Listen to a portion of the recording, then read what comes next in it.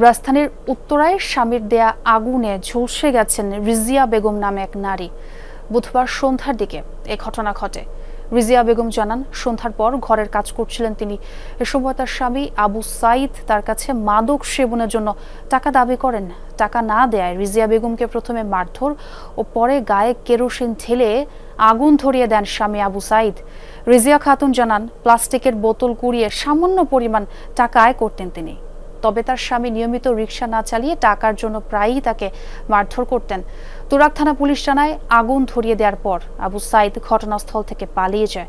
পরে তাকে আটক করা হয়। রাত 12টার দিকে রিজিয়া বেগমকে জাতীয় বার্ন ইনস্টিটিউটে ভর্তি করা হয়। চিকিৎসকরা জানান, তার শরীরের 70% দগ্ধ হয়েছে। তাকে নিবিড় পরিচর্যা কেন্দ্রে রাখা হয়েছে। তিনি এখনো শঙ্কামুক্ত নন।